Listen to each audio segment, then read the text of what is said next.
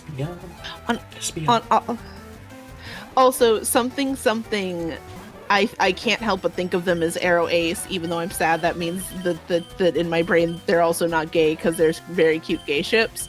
For that, I once again something. If I'd have two nickels, which isn't a lot, but it's weird. It happened twice. Before I understood what Arrow Ace is, I absolutely thought of Ash and Sonic the Hedgehog as having no interest in any of that.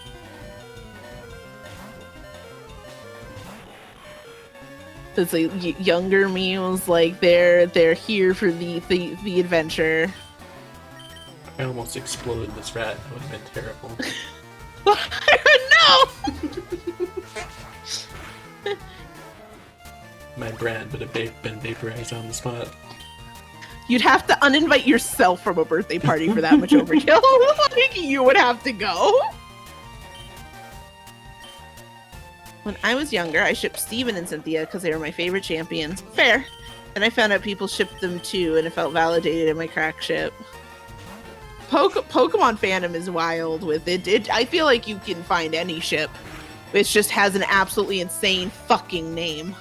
You can find absolutely any ship imaginable, affectionate and derogatory.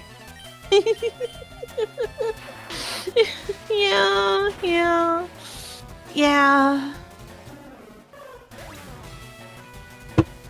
Oh man, look at this baby having Thundershock. Why is it a Thundershock at level 25? Why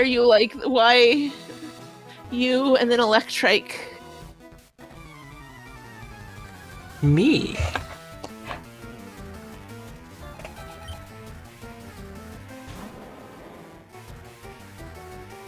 What happened between Brock and Professor Ivy? You know, funnily enough, I think the canon story... Well, not canon. You know like those, like... What's it called when they're, like... Somebody who works on the team says it, so it's, like, canon until proven otherwise? B-canon. B-canon. So it's actually B-canon, and that's... We've already moved on from Ash, so basically any Ash anime B-canon may as well be canon at this point. Professor Ivy is a lesbian. That's amazing. Can I note something though that makes me super? So I know the anime is very flippant about it anyway, but is Rocksure is still like not an adult? Yeah, he sure and is. he sure does, and you can kind of let it go because all of these grown women always just shoo him off, which is like the correct response to a younger kid getting a crush on you. But the fact that like people were very much considering it, and also like this older woman said, "Oh, look at this 15-year-old child that likes to take care of my daughters and to do stuff around the house for me." It sure is a situation to think back on now as an adult and be like, I would not feel comfortable if I heard my neighbor did that. I would. And then it's like you hear it's even worse when you consider Brock's backstory of his parents abandoned him and he had to take care of stuff, so he was like horribly parentified, and so this older woman he clearly has a crush on, it went on to parentify him and have him like clean her house and do chores and take care of her children. It's like super fun. Anyways, they slapped themselves by not having the characters get older. Yeah. You've heard the Alola thing, right? Alola thing? Brock and Alola. In the Alola anime. Whatever the specifics are, it's not coming to me. So why don't we talk about it on stream? Well, he crushes on girls, so that stays the same. He crushes on what's her face? Oh, what is her name? The rock kahuna, Olivia. Oh. And if the characters were getting older, if like Ash were say 14, that would make Brock like 19. And it'd be well. The thing is, the feelings are reciprocated, so it's like actually more of a thing. Oh. Yeah, so with Ash still 10 and therefore Brock 15, it's creepy. But if if Ash were like 14 and Brock were 19, Olivia's probably in her 20s. So it's like probably it could be too far apart, but also she could be like 22 for all we know. It's anime. Yeah, I was gonna say it's one of those ones where it's anime in general, but also the Pokemon anime. We talked about this before. Generally has this thing with its designs of like they really do have it where it's just this huge chunk for each base design they have. It's basically below 8. Like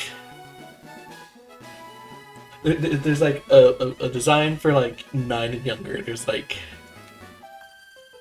10 to 14, and then there's like 15 to 30 or 40. Yeah.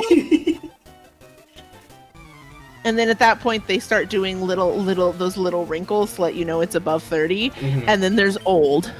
And that's pretty much it. Yeah, so Olivia does not have the wrinkles to say she's over 30 for all we know she could be like 22 or 28 on the dot. So like if Brock were like 19, if the characters aged at all, or if they didn't say the ages, and we could be like, Brock, the time has passed. They've had birthdays. Which is what we did. We did that for so long. I assumed Ash was 14 in Sinnoh. Yeah, like that was always the weird thing. Was everybody was just like, it's like he's clearly aging. Like this, I feel like this whole thing of not aging didn't really blow up until they were like, wait, what do you mean? Like, until they canonically said, here's Ash at 10 years old, and everyone's like, what? It says I always thought Ash was 15 in X and Y. He does not look 10 in X and Y. In X and Y's defense, the only reason Ash is 10 in X and Y is because Best Wishes says he's 10, and Alola says he's 10. It doesn't. XY doesn't actually say he's 10. Yeah. So in its defense, also, in a vacuum, he could be 15 in X and Y. It's just things around it that tell us otherwise. Mm-hmm. Also, hello, Dragon Cole 1 says Chunky Sheep. Chunky Sheep got all the rare candies that were given. But yeah, I just thought he was a genuine teenager in X and Y is very true. And if you showed me Ash's design, like if I did not know about anything about the Pokemon and you showed me XY Ash, I would honestly look at that and say 13 at youngest. It is honestly completely Ash's design is honestly completely viable as the canon XY trainer's age of like 16? 17. 16, 17? Oh, it's 17 years. Yeah. You're right. I messed up. I only remember that because it's like Serena and 17. And it's like Serena's is 17 is like a sentence I like in my brain. When they kept going, meet Ash, 10-year-old from Pallet, just like, especially the season Serena's crushing on him the whole time, which means she's also 10, or that's real bad, actually. I didn't, is she confirmed 10? Well, once again, fortunately for XY, no, the age is confirmed. In a vacuum, in a vacuum, X and Y characters can be whatever age. They're not 18 or older. That's basically all we know about them. I didn't even think about how weird that is, considering Serena's like canon design is meant to be 17, and the whole Best Wishes, and then what's his name say that Ash is 10, locking him to 10. Like honestly, I think he was intended to be older in X and Y. Mm-hmm. I do think he was supposed to be like. I honestly do think the characters are like 15 and 17 in X and Y. And I think they retconned him being 10 in Black and White, and they re-retconned him being a teenager in Sun and Moon, because, what was my point here? Oh yeah, his design. There is a picture of him in the XY outfit. He puts the XY outfit on at the end of Black and White. And he is so much shorter. He's literally taller in X and Y than he is in the same outfit in Black and White. I do think he was aged up for X and Y, and then aged back down for Sun and Moon.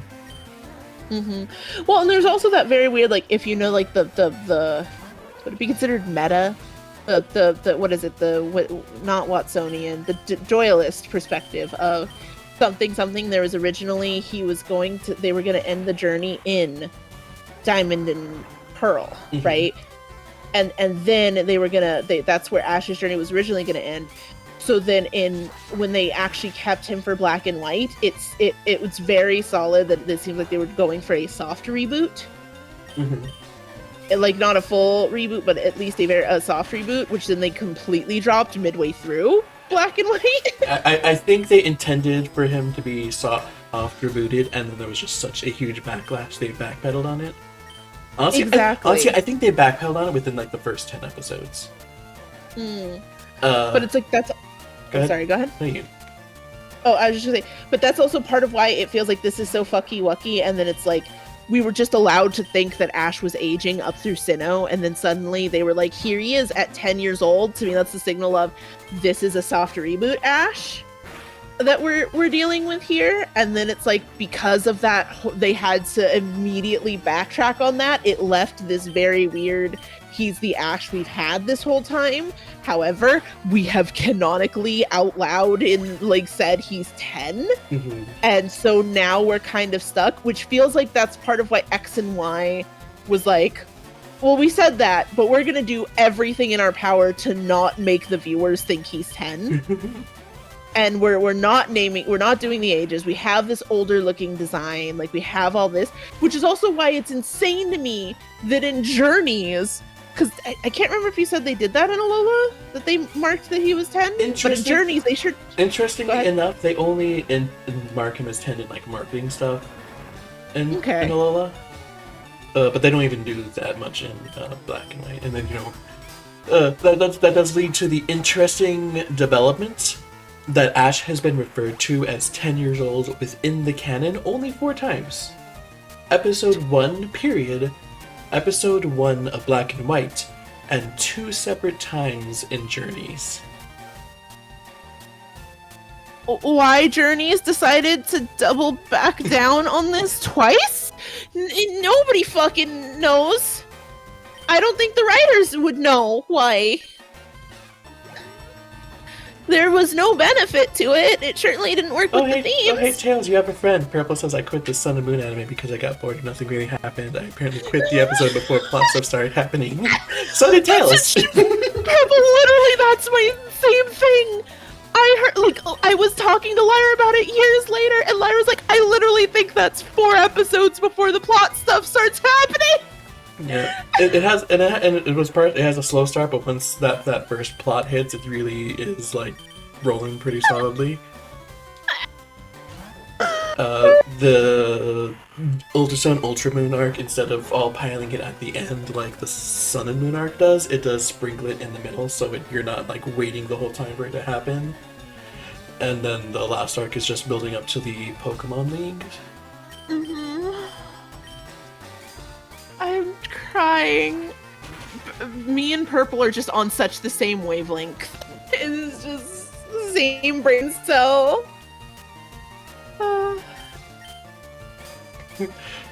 It's unfortunate because it does have a slow start, but the Sun and Moon anime is probably objectively the most well-written anime with Ash in it.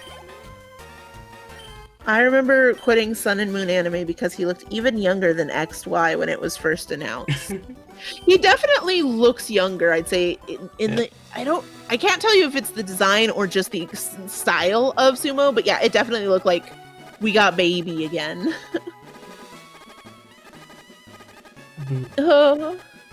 Wasn't that, Lyra, weren't you I believe you've mentioned it before, but that was like the weird dichotomy of like X and Y and Sun and Moon, where X and Y got a lot of people back in, but and Sun and Moon is really well written, but there's this issue of the people who came into X and Y, who got into X and Y for X and Y stuff, we don't have that vibe, especially at the beginning with the slower start. And between that and then it's like the designs, it feels like a lot of people, if they didn't just hate watch it, just left because it's like, this isn't what I'm here for. And so it's like you have this issue where this is really good and you'd think it would keep the people, but those people who came for X and Y stuff just were like, they did not stick around to give that to watch it through. XY battles were just so dynamic, and the Ash Greninja versus Mega Sceptile, stellar. It's tasty. That was, if I remember correctly, that's literally the big reason for the huge shift in like the stellar battles was the 3D room creations, right? Yeah, the 3D camera. Yeah, so like they now had a 3D camera, so it was much easier to focus on the animation of the battle itself. And that's where you got all that power. Because I do remember the thing that actually got me into X and Y was because I watched most of Best Wishes. I watched everything through most of Best Wishes. I got bored partway through Best Wishes. I think it was literally when I realized that they were shoving together Black and White and Black and White 2 stuff, where I remember like some stuff got messed around and I was just like, I'm not here for this anymore. And then I came back for X and Y, and one of the first things I remember is like one of the first X and Y battles, and I was like, wait, why is this so insanely hype? And I was like, wait, what? What has happened? But yeah, I remember reading later. But it's also why I think it was, I remember reading an animator thing for Sun and Moon where so like the 3D camera made the team super excited to do battles, right? Mm-hmm. But overall, I remember there was a thing of like, but it did not make them excited for out of battle shots, and it didn't make them excited to like one of the things was like we weren't all that excited to do the humans. You know, we have a lot of stock animations on the humans, but about whatever the changes they made for the Alola anime made them super excited to draw Ash. Yeah, they were saying like it was the simplified designs. The 3D camera made them really excited to do the battles, but then the simplified designs made them excited to do the humans, or really just chill stuff. Yeah. It's kind of interesting because the Lola anime doesn't really use the 3D camera much, if at all. XY, people will generally just shove it up to XY has better battles or battle animation, period. Not true necessarily. There's definitely, it's there. I personally think the peak fights in Alola are better than the peak fights in the Best Wishes. Well, obviously Best Wishes. Ash versus Cameron hype. Am I right? X and Y. But because the 3D camera made it so easy to do battles, every fight in X and Y goes really hard. Like he's just trying to catch the Fletchling, and it's just like the camera angles are going wild as they're just jumping around, and it's like, whoa. It's that thing of when this is such a specific note, but like in AMV land, it's like there's a joke about when you could tell when people first got Sony Vegas from Windows Movie Maker back in the day, because they would just go crazy with all the effects, even if it's just like a simple transition shot, because they have the power now. Beautiful. And I'd like to believe that's the anime team. Also, Dragon Cole asks, question, when it says full heal, is it full health or both health and curing statuses? I believe it's supposed to be full health and statuses. I don't know if it works right. Lord knows it didn't in the Emerald Crown Control. Is your Furret slot 1? I do not know. Oh wait, helping hand. That's completely useless. Oh, this is worthless. Because of that weirdness, what I believe it actually comes out to, for slot 5, is So X and so, Y so has better. I'm gonna cut in and say, let me finish this. I've been trying to make this point for like 10 minutes. sorry. Go ahead. I believe what it comes out to is X and Y has better battle choreography, but Sun and Moon has better animations. I could definitely see that. That feels correct. Also, can you just double check for it? See if at least it healed the wounds, the HP. It does not seem to have done so. So I'm gonna guess that's just statuses. I'm gonna guess that's supposed to work like a full heal. Oh, so it's full heal The as item. in the item full heal. That's very confusing. Yeah. Yeah. Right?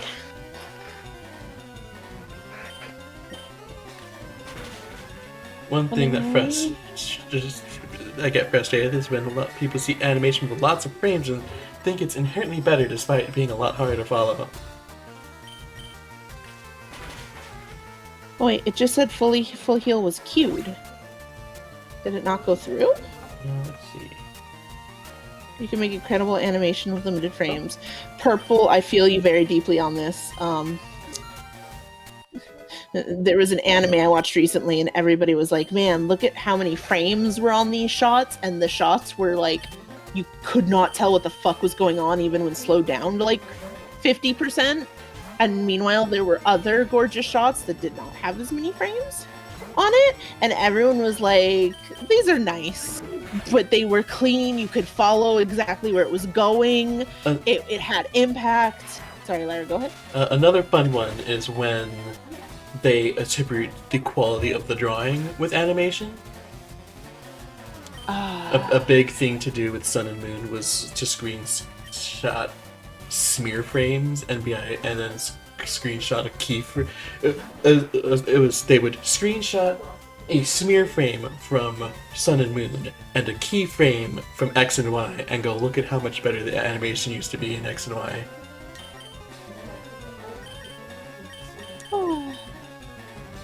Right, Lyra. Lyra, is anything going through on crowd control? No. Okay. Weird. What started that, though? It was working not that long ago. It feels like it tends to, like, hiccup at the end of streams. Also, no worries, Dragon Cole. Anything that doesn't go through will be refunded. The One Piece anime had a lot of those moments recently. My BF and I legit slowed down to 75% C so we could see what the heck is going on. Yeah. Oh, is that a thing? You watched the One Piece anime. I have not really seen it. I don't really watch the One Piece anime, but I've been looking at a lot of shenanigans from it. And yeah, it's like One Piece is a bad example because it's like right on the border of being great. It's definitely doing it too much. It's definitely doing like too much. So basically, it's like right on the border, and like depending on what scene you're in, it'll like go on the too far or the just right side of that line. So that's like what's happening. Okay. So like there's some scenes in that fight that are like the best anime you've seen in your life, and others like I can't tell what's going on. Oh. I am Pokemon. No wait, I'm not Pokemon. Call me Bill. It's a true blue Pokemaniac. Something. Oh wait. Insert Bill as a furry joke here. Also, question for you, Lyra. What's up? Are we going to be continuing much longer? Do we want to restart so crowd control can work? Are we just finishing up the bill? I was gonna stop. I was gonna talk to Bill, go back to Cerulean, and stop there.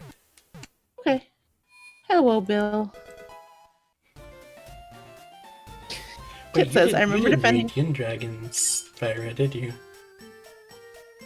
What? You didn't read Yin Dragon's Fire Red Nuzlocke, did you? I don't believe so. Huh. So anyways, you didn't get the full furry bill. I'm sorry to hear that, but I didn't get the full furry bill. Also, I remember defending against the Grovyle versus Frogadier, Ash using a disadvantage type in general. On defense, it's not typing that determines a fight, it's strategy, out-of-the-box thinking, using diverse movesets. imagine I will the fandom. I will always say that the Pokemon fandom in general has about a 6-year-old. On average, Pokemon game players have a 6-year-old grasp on how the battle mechanics work, because most people, when looking at the anime, will try to argue that type advantage factors into the results, or that should factor into the results more than it actually does in the games. Also, be sure to get your last bits of free coins, y'all. I remember that. Memories. Getting the anime is a lot of anime going on. Well, a good example of them not even understanding the games is there's in the here. I'll just say so the YouTube audience doesn't have to experience this. I'll just say that'll be all for today. We'll have the outro after my Pokemon anime rants. Bazam. Thanks everyone for watching. I hope you had a fantastic time. Hope to see you at Tails' stream. And I'll see you all later. You were early, Tails. Bye-bye. Bye-bye. Bidoof. Cyndaquil.